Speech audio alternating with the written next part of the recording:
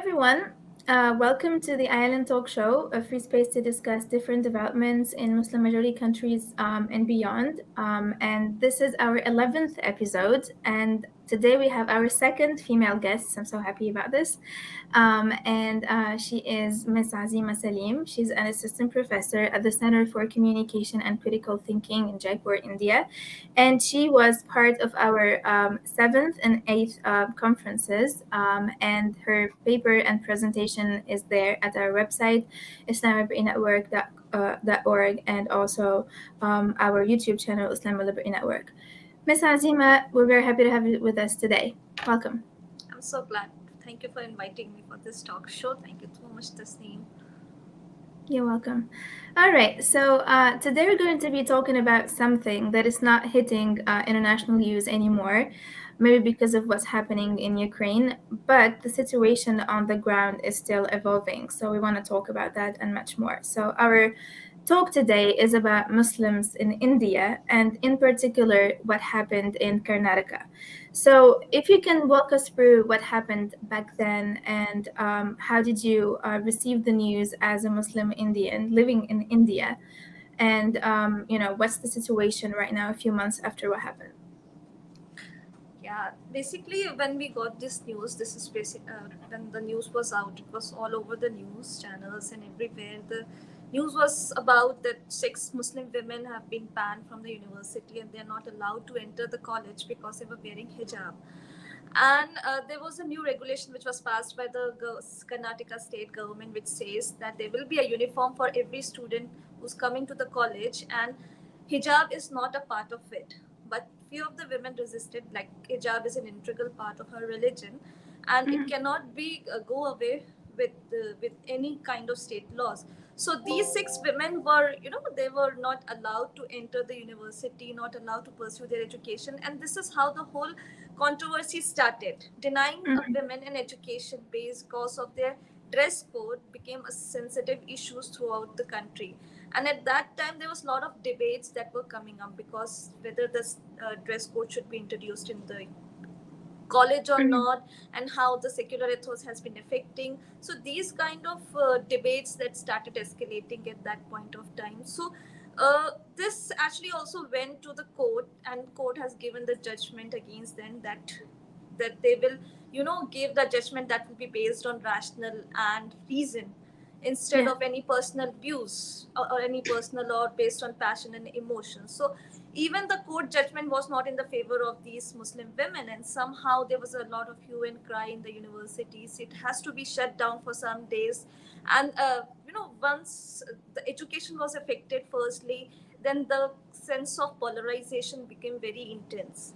Like Absolutely. someone who wants to assert their dress code in the universities, then there was a counter assertion of those dress codes. Like there were male students who were wearing saffron cloth, and they were they were just trying to assert their identity through the dress.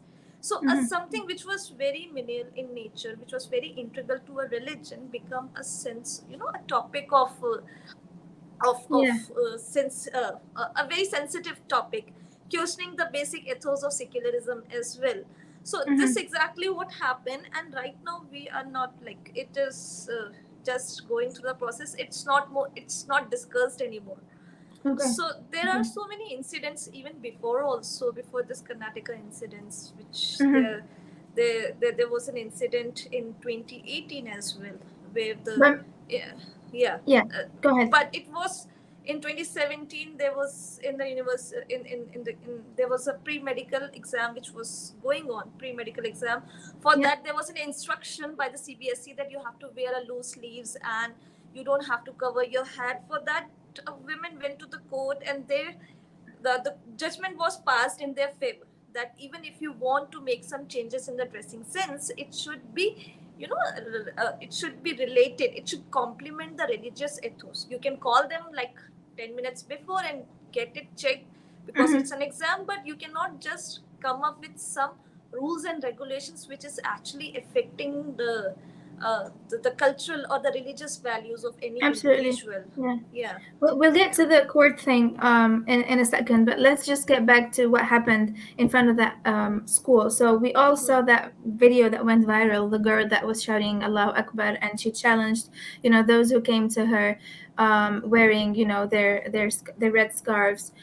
So they were wearing their red scarves as well, but that was not a problem, whereas her hijab was a problem.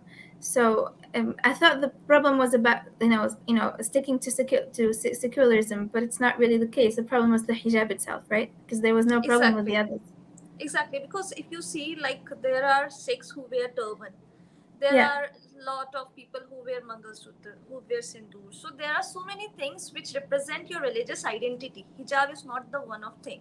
So absolutely. Yeah. once it, what happened during that day specifically, when the girl was walking towards the school just to submit her assignment, Uh and huh. few and the whole bunch of men, not just the women, the whole bunch of men Yeah. just surrounded her and chanting and trying to intimate her forcefully.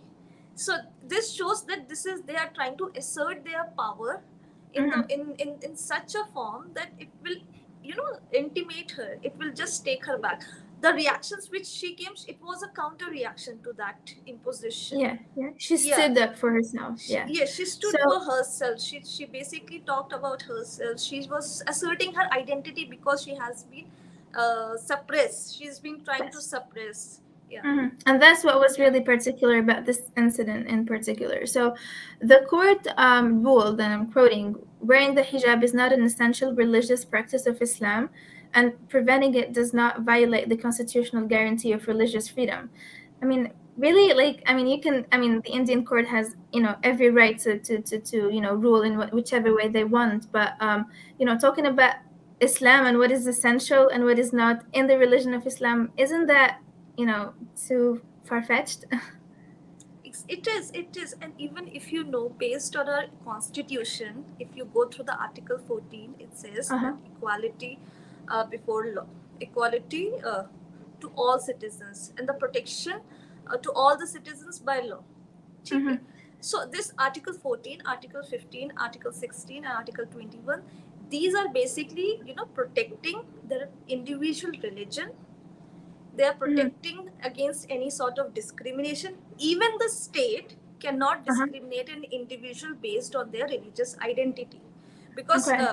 if we traced back our how this article, or how our fundamental has rights has been formed, we are Yeah, trying to see that we have given equal importance to each and every religion. We have not tried to absolutely. separate the state with the religion.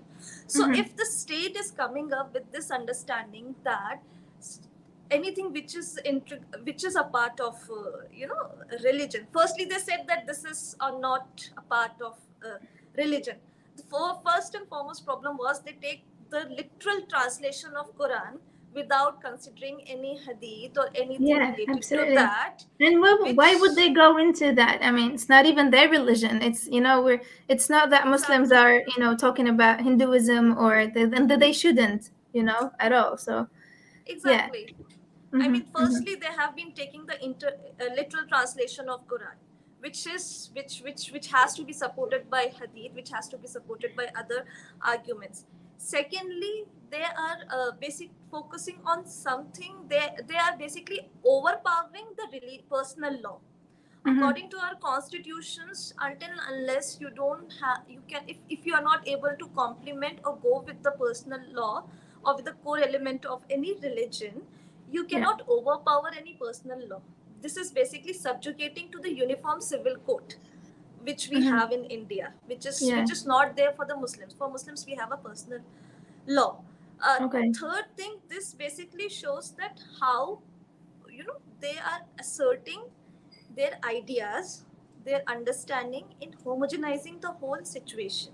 Mm-hmm. If Mm-hmm. this says this one a very important point, like this says it is not a part of religion, it is Yes. not literal a translation of that religion.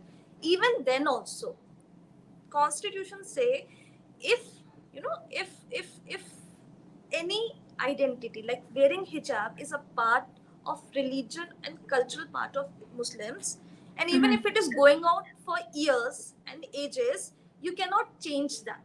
You Absolutely. cannot, Yeah. exactly, you cannot change that, you cannot impose that, you cannot forcefully, go away with Yeah. that. Even There's if the, also yeah, Yeah, there's also Article 28 in the exactly, Indian Constitution that permits exactly, educational institutions that are maintained by religious groups to disseminate religious instruction, exactly, including wearing hijab. So, that's literally part of the Indian Constitution. exactly. So we Hmm. have, we have all the articles in the constitutions which basically protect our religious identity, and we can practice that in the public spaces. And Yeah, state can only make changes if it is, not affecting the integral part of any religion, or if it is not affecting any core element of any yeah, religion. yeah, Yeah. yeah, yeah, So but in this case, what happens, this case, it was completely diverted by rational and by reasons, and they were, subjugated to this whole controversy is yeah. based on I've passion and been emotion. Yeah, they were Yeah. all over the news. I mean, BJP Yes. spokesperson, I heard her Yes. talking in the BBC World News. She was like, hijab is not even mandatory according to the Quran. I mean, why would you go into that in the first place?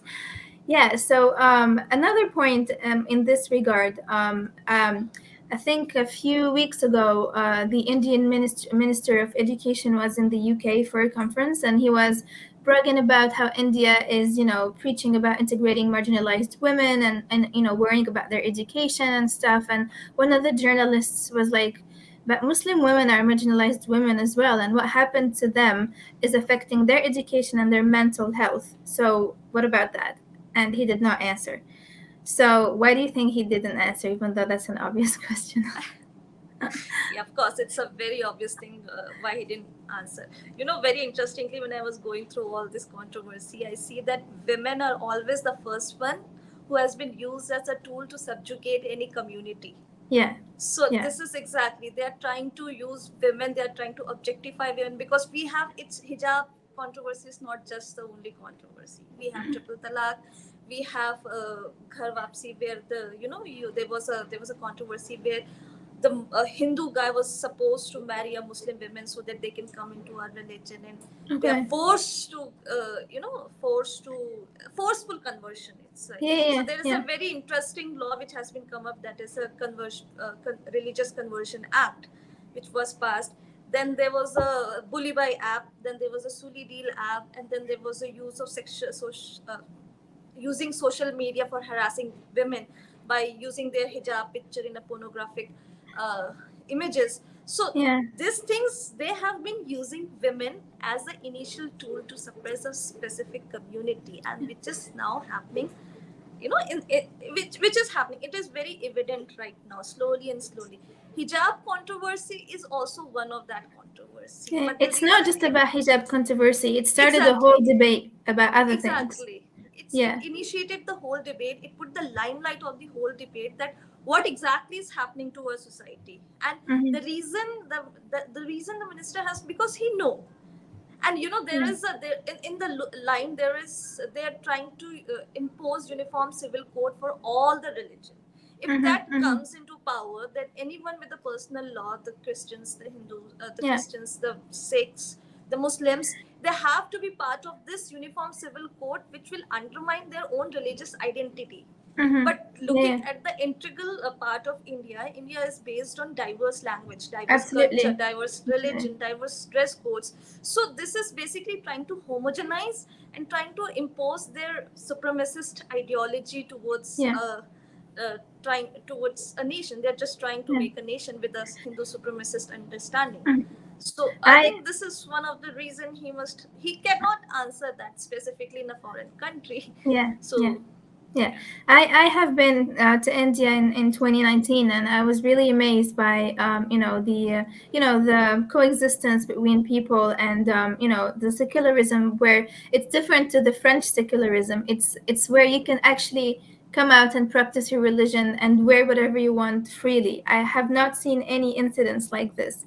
But I have been told that these incidents, have been increased since the 1980s. I mean, when the religious right wing was gradually starting to rise and come to power. And before this government, the Modi government, people were ashamed and hesitant, to fanatic Hindus. But this government made it possible, and they're feeding in the narrative of Hindu superiority. Is this true? Uh, yes and no, because this idea of imposing, like, this practicing your own religion in the public space or practicing a personal law. If you go back in 1976, I don't exactly remember the date, but the Shah Yeah. Bano case, very Uh-huh. famous Shah Bano case, it has been based Mm-hmm. on this idea of secularism, where the court passed the judgment which says that, you know, women under section 125 CRPC, Mm-hmm. women has the right to get the maintenance from her husband. So Yeah. this judgment was overpowered under Rajiv Gandhi prime ministership, who was not Mm-hmm. even a BJP member. He was from a Congress, and he Okay. just overturned this whole idea that the personal law should be there, and the personal law says that the maintenance should be based on meher, or the amount of money which you get at the time of divorce. Yeah. That is what which has been prescribed. But these things was, countered by many of the liberals, many of the feminists. They countered it on the basis of gender justice. Mm-hmm. But then Mm-hmm. there was right wing who also discriminated and says that these are the wrong laws. One should focus on, one should Yeah. override, one should not focus on this personal law. But their intention was to, submerge this personal law into a uniform civil code. So Mm-hmm. their understanding of submerging this personal law into a uniform civil code has been laid back in 1980s only, and Yeah. their intention was very clear at that time only, and which has been, starting from a very which has been perpetuating for a very long time. Even in Mm-hmm. for 2014, when since the coming of BJP in power, uh, we have seen there has been so much of changes, like triple talaq. If you Mm-hmm. try to Mm-hmm. see the triple talaq act, it is something which is considered as progressive on the Yeah. front, but it is quite problematic if you go deeper into. Mm-hmm. So they were trying to project that triple talaq is something which, help the Muslim women to come out of. So they try to project this idea of triple Yeah. talaq. It's very problematic, but they, instead of going deeper into a socio-economic condition of a women, rather than, why the triple talaq even exists. So Yeah. Yeah. this contradiction, they have been having it for a very long time, and Mm-hmm. which is also, it's sustaining, and it's increasing. The intensity has been increasing in last 2 years. The intensity has been huge. Even Okay. after CAA, the women were the most active one during the CAA protest. Yeah. There was a Yeah. huge protest which was led by the women solely. So Mm-hmm. since then, there has been so many violence against women in different forms. So this is Okay. like, yeah. That's really unfortunate. I mean, let's go back to the very beginning. I mean, what Mm. does Gandhi, the father of the nation, think about secularism, religious pluralism in India, and in particular, Hindu-Muslim relationships? What Mm. does he think of that? I mean, he was one of the biggest propounder of secularism. He has been preaching secularism for a very long time, and that is one of the reason he was assassinated. Like, Yeah. he was assassinated because if you see the partition of India and Pakistan, you can Mm-hmm. see that how Pakistan was got partitioned because of the religious identity. So Yeah. in that time, Gandhi decided that India should not be based on any single religious identity, because we are not a single religious identity. We have Sikh, we have Christians, Mm-hmm. we have Parsis, we have we have Zoroastrians, we have so many Yeah. religion. So it, instead of focusing on any one religious identity, equality should be given to all religion.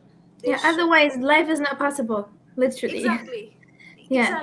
exactly, life would not be possible, and Yeah. one need to approach secularism. It should be guided by the law. It Mm-hmm. should be the rights should be given to every religion equally. Yeah, And if yeah. you try to separate the religion and the state, which is mostly happening in the West countries, which has happened because they have a very homogenized understanding of religion. But in India, it Mm-hmm. is not possible at all. We have a diverse religion, we have diverse languages, we have diverse culture. So we need Yeah, to give an equal respect, equal tolerance, equal uh, absolutely. uh, protections to all the religion. And that is one Mm-hmm. of the reason he was focusing on religious pluralism, like all the religions living Yeah, together and trying to come up and trying to figure out how they can sustain together. And they have been sustaining, like they yeah. have been sustaining for a very long time I mean, in a productive manner. Yeah. what we're seeing in the news now is like stories. For example, the I don't know if you saw it, an old man being beaten up by an official, and they thought he was Muslim, but he was not Muslim. He was Hindu, and he ended up dying. The other woman who tried to withdraw money from a bank, and she was denied her right unless she removes her hijab, and many other stories. Brokers not letting Muslims, rent houses. But on the other hand, I believe other stories, successful stories of coexistence exist, but they're not making it to the news. Why do you Yes, of think this is course. why do you think this is happening? One reason, very importantly, they have to develop a narrative which says that we are a homogeneous nation. If you are with us, we are with us. If you're not with us, you are against us. Mm, It's very simple. yeah. Like they need to develop a narrative in order to inbuild, because if you see someone who has been beaten up in the name of being Muslim, like there is a lot of cases of love jihad which has happened. Mm-hmm. And this shows this they are trying to develop a political narrative among the people. First thing, try to inculcate fear, not only just among the Muslims but also among the other religion as well. Thirdly, they need to divert it from the economic crisis which we are going through right now. Mm-hmm. So Mm-hmm. these are all the narratives, just they are trying to divert, everything, every attentions from the real issues. And this is Yeah. one of the issue Mm-hmm. which they are trying to Yeah. reason Yeah. with it. And if you can see, there are a lot of cases, there are a lot of incidents which shows that there's a huge and very strong solidarity between two different communities, especially in the That's what I time of saw, to be COVID. honest, when I was there. Yeah, perfect Ex- coexistence. exactly, Yeah. I mean, everyone live together, everyone understand what their preferences are, what their languages, what And their you food can't really tell a Hindu habits from a are. Muslim. I mean, they're the same. Yeah. Exactly, Yeah. exactly. Even at the time of COVID, also, no one asked that whether it was a Muslim oxygen cylinder or a Hindu oxygen cylinder. Everyone was helping everyone. Yeah. Yeah. So, I mean, it's very easy to coexist together. But the Yeah. problem is they have been inculcating that narrative that we are different. But we Yeah. are not different. It's Mm-hmm. like us versus others. Absolutely. They have just generated this idea that we are Hindu and they are others, and we need to fight with them. They are the enemy. So this idea of Yeah. imposing the other as an enemy is problematic, and this Mm-hmm. is actually diverting from all the problems like economic Do you problems. do? Uh, Yeah. Yeah. yeah. So let's go to some international relations. International reactions by some of the major scholars of the world. Hmm. Celebrated thinker Noam Chomsky said in a recorded message to a congregational briefing that the pathology of Islamophobia, he actually called it Islamophobia, is now growing throughout the West. And quote, it was taking its most lethal form in India, where the Modi government is systematically dismantling Indian secular democracy and turning the country into a Hindu ethnocracy, with almost 250 million Muslims becoming a persecuted minority. I mean, such a comment from such a person in such a place cannot be ignored. So, how do the BJP government or other people who are fanatic about this respond to these claims and these comments? I mean, uh, there was firstly they blatantly reject this kind of statement. They said Okay. that this is nothing happening like that. Mm-hmm. Even there was a statement from other, like the International Religious Freedom in US. He was also Uh-huh. passing the comments and saying Rashid Hussain. He Yeah. was also saying that there is a problem which has been coming up like this, and the comments by the BJP leaders and others, they have been creating a lot of problem. But the problem, how the BJP is dealing with it, they are blatantly ignoring whatever is coming in the comments, because that's what they have been doing. They are focused on doing what they want to do, ignoring, dismantling, the comments which has been coming from outside, Yeah. saying that this is the internal matter which should not be, Should not interfered by intermingle the, in it. Yeah. exactly, interfered by the external or the outside scholars or the Hmm. uh, experts or the Yeah. academicians, and Yeah. this is basically affecting the relation somehow. Yeah. So they Absolutely. are, yeah, so they are trying to, dismantle all the comments which has been coming by saying that this is their internal matters and it cannot be, and they don't have any right to discuss on their internal matter, but Hmm. somehow it is not an internal matter, Absolutely. because it's like 250 million Muslims. It's a lot Yeah. of It's not a Muslims. minority, but I mean, it is in Exactly. India, but it's not a Exactly. minority. Yeah. Exactly. Yeah. I So mean, you it's cannot just, yeah. mhm. Yeah. So it's you So you, qualify it as a case of Islamophobia. This is what it should exactly. be called. Yeah. I mean, yes, after looking to the recent cases like Hmm. Hmm. lynching, Even though Hindus are not just persecuting against Muslims, but also non-Hindus as well, like Christians and other yes, religions. yes, But yes, their main target is target like the is Muslims. Muslims. Is Okay. absolutely, absolutely. Hmm. There have been a Hmm. cases of lynching. There has been a cases of sexual harassment. There has been a cases of online apps which has been harassing and objectifying women. Then there Hmm. is a cases of CA. CA is like one of the most biggest Yeah. tool Yeah. to control and subjugate Muslims. So Hmm. these are all the elements. Even now also, like someone who has been living in India for a very long time, they are scared of NRC. And Okay. recently Mr. Shah has also talked about that they are going to conduct NRC very soon after this pandemic will be Hmm. over, and sooner or later they will start this NRC, which is going to create a lot of problem. Obviously they Absolutely. won't expel the Muslims from this country, because end of the day they need some labor to work for them, but at the Hmm. same time they will be considered as a second class citizen. So the second class citizen is a very problematic thing, because you are losing your own citizenship in your own Absolutely. country. Yeah. Yeah. So this is like this. The It. process has started for in the form of Islamophobia. The process Yeah. has already started, and I don't know on what stage we are in, but we are A very very near to advanced it. one for sure. Yeah. Yeah, but we are near to the end somehow. Yeah, Hmm. exactly. So, in all of this mess, I mean, where are the Muslims, the powerful ones? When I was preparing this interview, I was talking to a Hindu friend whom I met in India, and he told me that he thinks that the one of the reasons why this is happening is because a lot of the other religions have considerable middle class that is thriving, whereas for Muslims, the middle class part has immigrated to Pakistan. So Yeah. what's left in India is, the elite and the very rich Muslims who don't really bother about what's happening. So the one who assumes this is, the lower class that bears all the burden. How accurate is this? It is absolutely accurate. I mean, we at the time of partition, most of the upper middle class Muslims have migrated to Pakistan, and mostly the elite class is also elite, and the feudal class is also migrated to Pakistan. Okay. What we are left with the lower middle class, but the problem is with the Muslims as well. I mean, Okay. we are not focused on the things which we need to focus on, Like like what? the education. Like education, the education status in India is very poor, especially among the But they're Muslims. denied their rights to have Yeah, an education in the first place. exactly. The It's a problem is circle. It's like a vicious it's a circle. it's a circle, but we are not able to get out of that circle. There has to be something that needs to be get out of the circles. Mm-hmm. Secondly, the segregation of the society. Okay. Firstly, whenever you go in some city, like even if you go to Delhi or even if Uh-huh. you go to Mumbai, any big city, you will find a segregated society where the Muslims are living.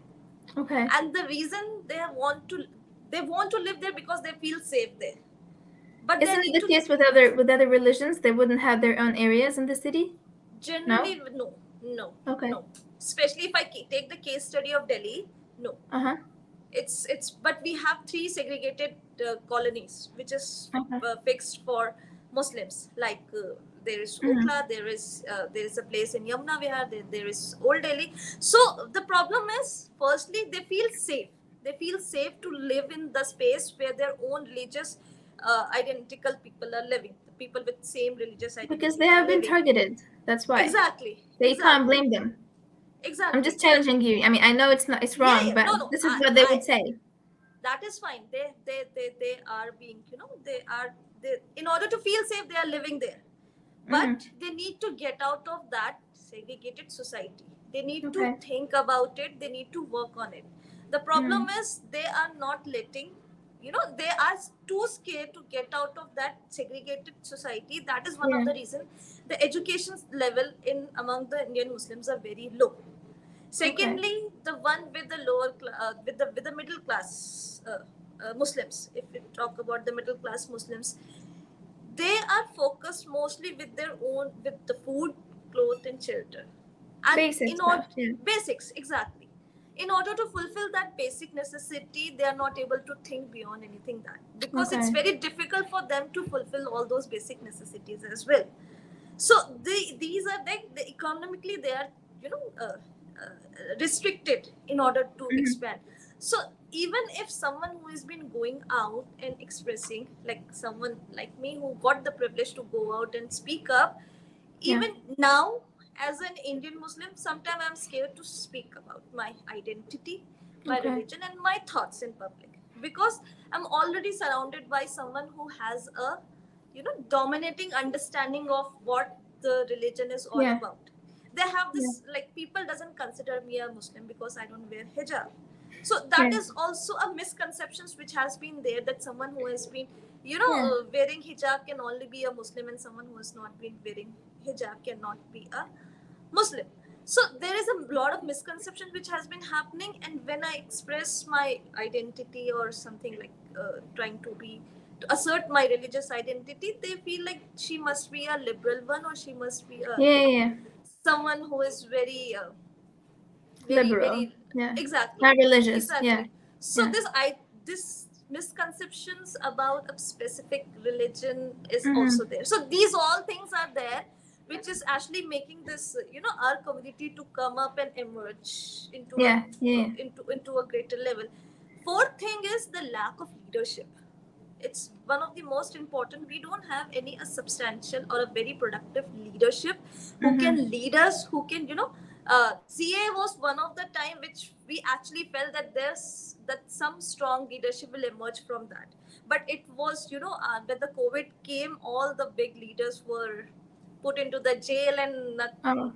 Yeah. all the one who was emerging was charged with sedition and different other aspects. Mm. So we have firstly the lack of leadership. There's no one to guide the Muslim community, what they should do, how they should Yeah. grow, and So how to counter all speaking of this aspect. leadership, there's no one to guide them. But are there people Exactly. who are misguiding them? Because I've heard that Muslims, and especially poor Muslims, they fall prey to fanaticism and to the Yeah. sense of victimhood. I mean, some religious preachers would, emphasize that on them, and of course they're wrong. But is this happening? Yeah, I mean, yes, somehow they have been falling, because it's very easy to manipulate a poor or a labor class person, even if it Mm-hmm. is a Muslim or a non-Muslim. You just have to pay them Yeah. and just have to ask them to speak in our favor. It's very easy.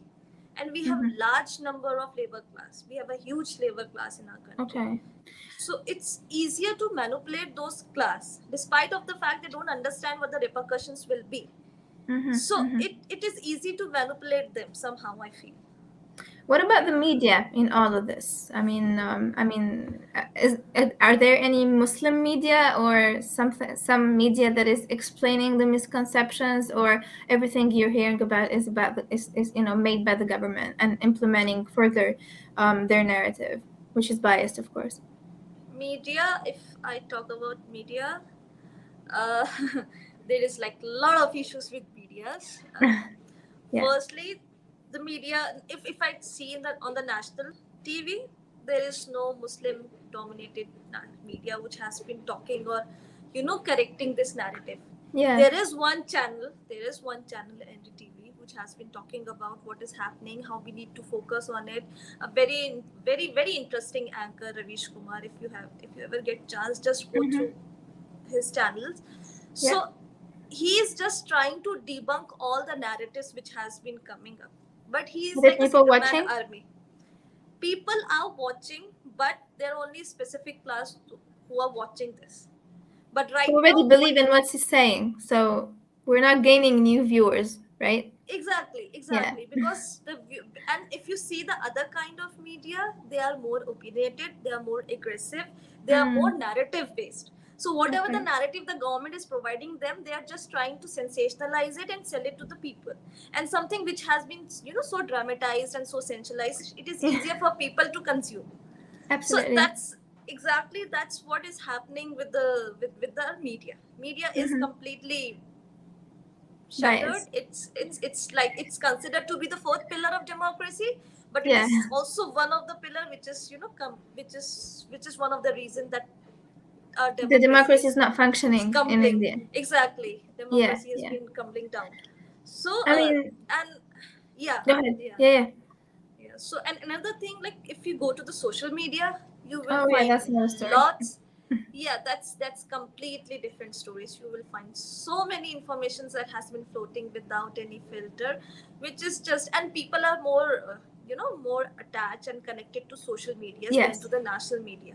They yes. watch more of the YouTube than of the national TV.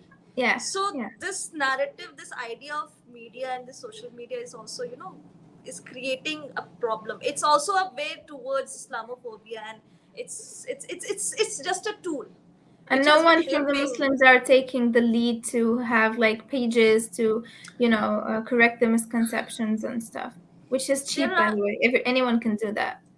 exactly, but there are few of the print medias like alt Okay. news. There is Wire, there is Quint. There are print medias who has been countering all these narratives, using Mm-hmm. all these facts that this is the fact and this is something which has been floating, and this is done by both the Muslims and the non-Muslims. So there are people who has been, especially in the print media. Print media is something which is still, one can rely on. But again, Yeah. how many people are reading those print media? That is also one Yeah. of the questions one need to answer, and to have to Mm-hmm. be Mm-hmm. you have to reconsider about that. Yeah. It's really a shame because India has always been, an icon of democracy and coexisting. So now, if there are 40% Muslims and 80% Hindus, if all Hindus react like the crazy people were saying in the media, we're seeing in the media, the country would be literally finished, and they're actually harming their country without even realizing it. So they need to be, shown this truth. That's why you guys and people Exactly. like you have a huge responsibility and a lot of work to do. I believe so. And very interestingly, like it's not the 80% of Hindus who has been developing this narrative. It's Yeah. just the small 5 to 6% of No, if people it who had has been been. the 80%, Yeah. there wouldn't be any Indians anymore. Exactly. Exactly. Yeah. It's just a very small Hmm. percentage who has been Yeah. controlling and forming this narrative. Otherwise, everyone is just more focused in having their basic necessities, to have a peaceful life, to Yeah. raise their living standards. They are more focused on those things. They doesn't Yeah. understand that there are problems beside that also, which we need to Need to be pinpoint and vocal about it. Yeah. exactly. Yeah, Yeah. yeah. Because at any point they will reach them. I mean, these problems will affect them sooner or later, even if they choose to be silent. Hmm. Yeah. You Wow, can see time the has. classic example of Sri Lanka. Obviously, it's not a comparative analysis, Yeah, but it can be that's uh, like, yeah, that's the yeah, example there is more telling. yeah, Absolutely. Wow, I mean, time has passed by really quickly. Any final thoughts, yeah. Azima, on this? Uh, that's it. I mean, we still have some hope. I still feel like if we focused on, I have read all the articles when I was thinking about this. I read, like, if we go by our constitutional secularism, there are Yeah, so much of scope that we can overpower this Islamophobia, and we can live together. We can live coexistingly. And this yeah, idea of religious pluralism is not something which is very strange or very abstract. I live with someone who is non-Muslim, and we live very peacefully. We understand each other's food habit, we understand each other's language, we understand each other's way of practicing their own religion, and somehow the respect, tolerance is the yeah, most important things which we need to establish. Even Gandhi was more focused on establishing yeah. this idea of uh, peace and tolerance Absolutely. while coexisting together. So And that's and something you're which. not you're not learning it, from scratch. I mean, you have lived there for Exactly. ages, in India. Exactly. So I hope this is just a phase, and it'll Hmm. pass by with I your hope so. efforts and people like you. Yeah. I hope Thank so. you. Thank you very much, Azima. I hope that next time we'll be discussing a better topic Thank you than this so one. much. And hope to see you again in the Island Talk Show. Thank you very much. Okay. Thank you. Thank All you right. so much, Tasneem. Bye bye. You're welcome. I hope that our viewers enjoyed this, and we welcome all of your comments and questions. Goodbye.